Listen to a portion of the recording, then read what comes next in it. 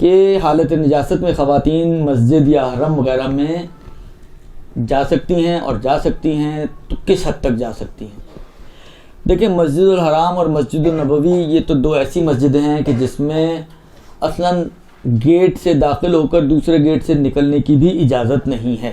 تو یہ تو دو بالکل ہی ممنوع الورود ہیں یہ دو مسجدیں حالت نجاست میں.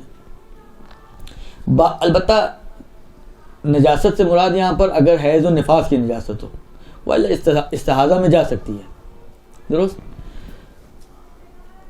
اس کے علاوہ جو باقی مسجدیں ہیں ان میں ٹھہرنا حرام ہے، رک نہیں سکتے.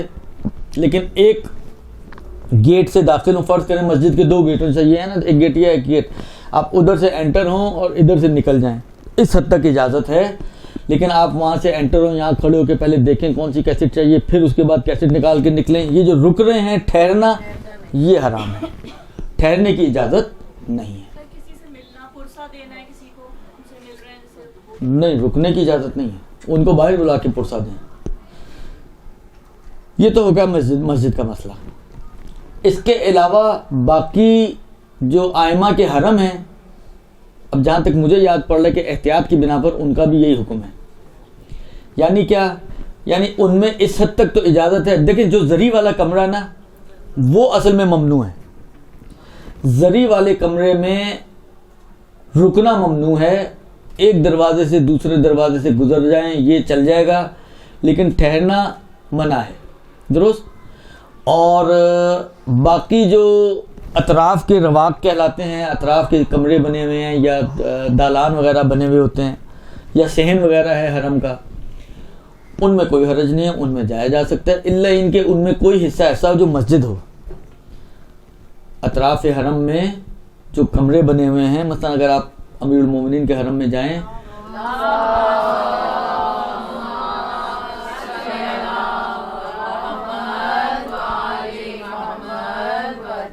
تو اس مسجد کے اس صحن میں جو اطراف میں کمرے بنے ہوئے ہیں، آپ دیکھیں گے وہاں پر بعض کمروں کے اوپر لکھا ہوا ہے، مثلا مسجد عمران بن شاہق اور مسجد خزرہ کا گیٹ ایک اندر آتا ہے آغا خوئی کے مقبرے کی طرف. تو مسجد کے ایریا میں نہیں جا سکتے، لیکن اگر مسجد نہ ہو، خالی رواق ہوں، صحن ہو، دالان وغیرہ جو بنے ہوئے ہوں، ان میں جانے میں کوئی حرج نہیں ہے. نہیں، استغفار ہے صرف.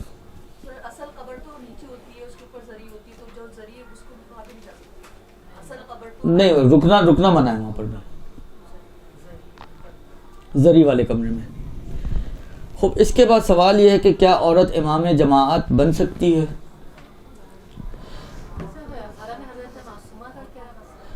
دیکھیں، ائمہ کے علاوہ باقی سارے حرم جتنے بھی ہیں، وہی والی بات ہے، بذات خود ان میں جانے میں کوئی حرج نہیں ہے، شرعاً جانا جائز ہے. لیکن وہی والی بات ہے، اگر دل نہیں مانتا تو کوئی، یعنی احتیاط کرنے میں کوئی حرج نہیں ہے. مثلا حضرت عباس کے حرم میں کوئی نہ جائے تو اچھی بات ہے، احتیاط تو اچھی چیز ہوتی ہے.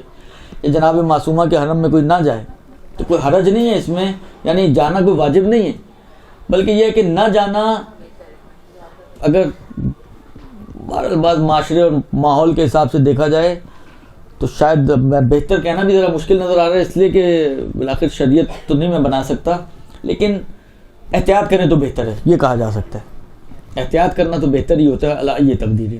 برحمتك يا أرحم الراحمين وصلى الله على محمد وآله